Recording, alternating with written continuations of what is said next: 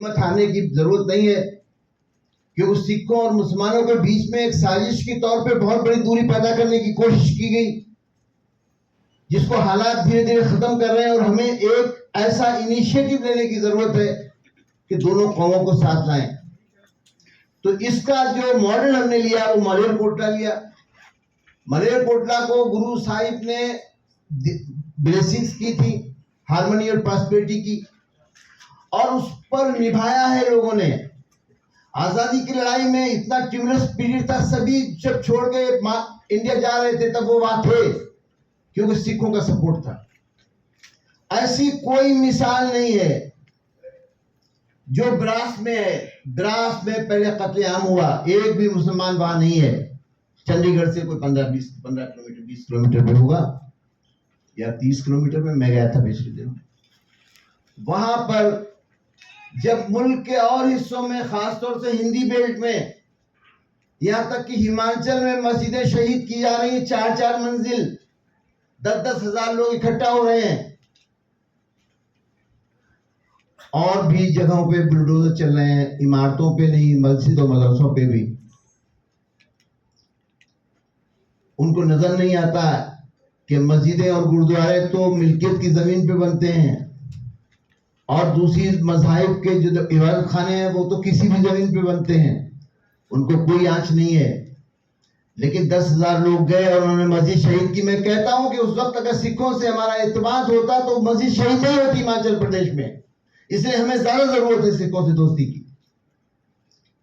अभी जब मैं द्रास गया, आजादी के वक्त में के बाद वहां कोई भी मुसलमान नहीं था। अभी वहां पर एक मॉडल मस्जिद है, मदरसा है। एक मस्जिद को बहुत शानदार तरीके से तैयार किया गया है।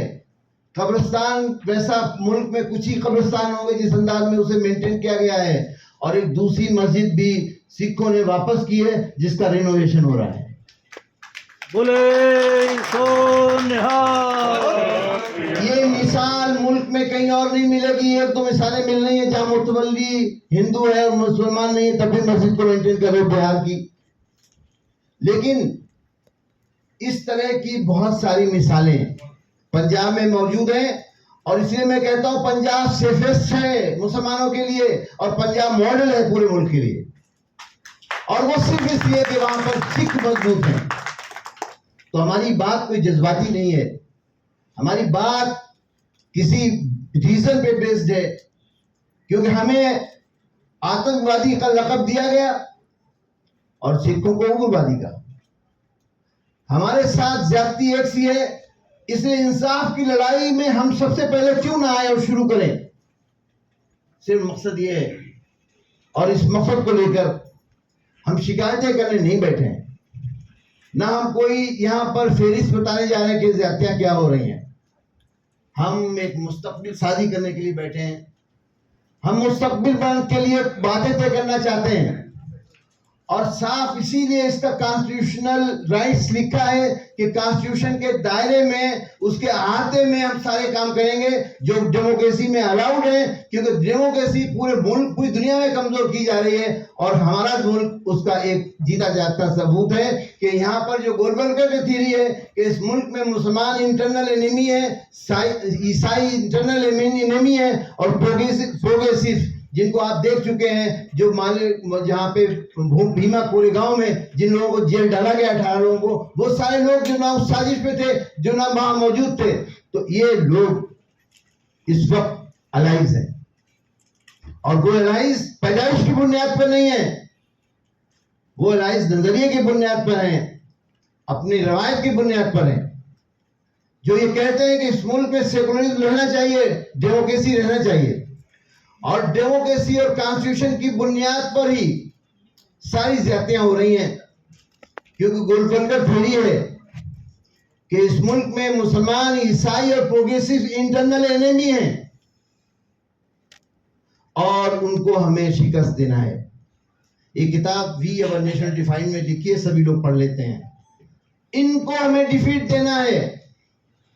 डिफीट देने के बाद, शिकस्त देने के बाद हम इनके अख्तियारात तय करेंगे, लेकिन यकीनन वो अख्तियारात हिंदुओं के बराबर नहीं होंगे।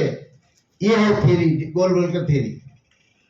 और सावरकर की थ्योरी, पहली मर्तबा जो दूसरों को, मुसलमानों के ऊपर जो इल्जाम डाला जाता है कि इन्होंने 1940 में रेजोल्यूशन पास कर लिया कि हिंदू और मुसलमान अलग अलग कौमें हैं, लेकिन ये रेजोल्यूशन आया कहां से? 1932 में किताब आई है हिंदुत्व, जो सावरकर ने लिखी और उन्होंने कहा हिंदू और मुसलमान अलग अलग कौमें हैं और वो साथ नहीं रह सकती।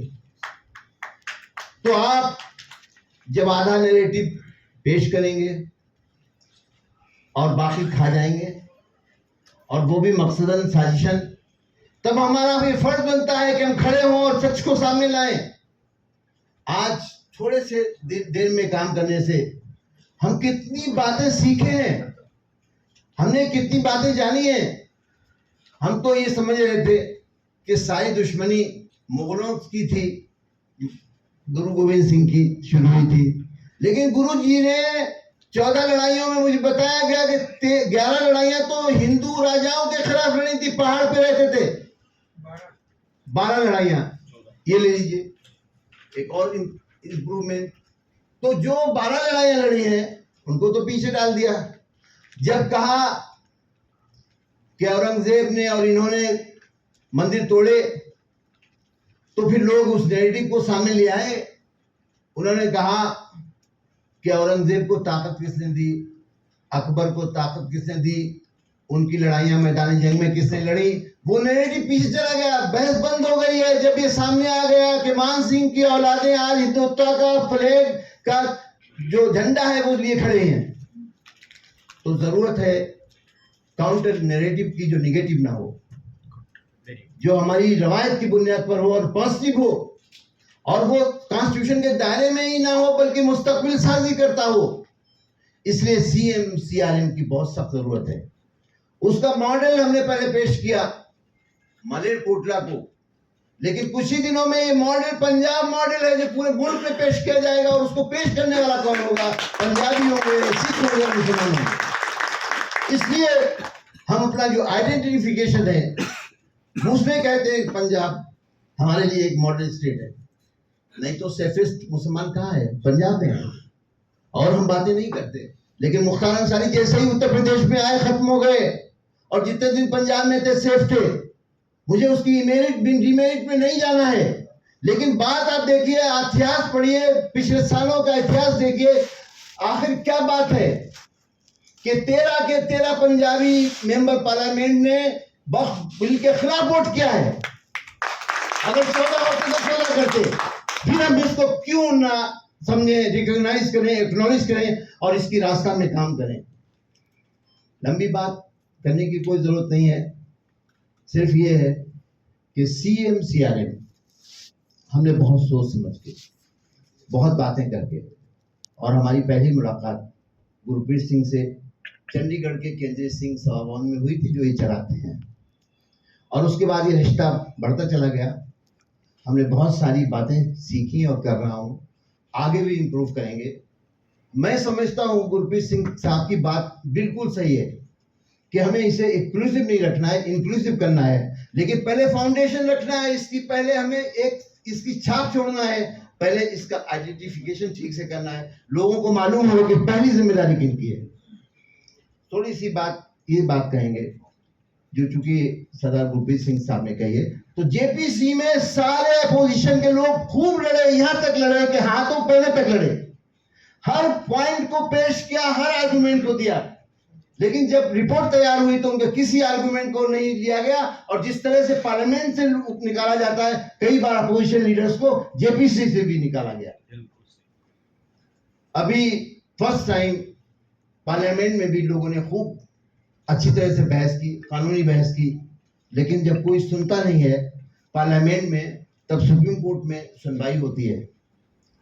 और आज हमें, अगर हमने मूवमेंट खड़ा ना किया तो मजबूत सरकार के सामने कभी भी अदालत मजबूत नहीं हो पाती। आप देख लें, जब कभी मजबूत सरकारें होती हैं, और वो भी सरकारें जो आइडियोलॉजी की बुनियाद पर, थियोलॉजी की बुनियाद पर एक मुल्क बनाना चाहते हैं, उनका एजेंडा साफ है, सिर्फ वो प्रोजेक्ट्स ला रहे हैं।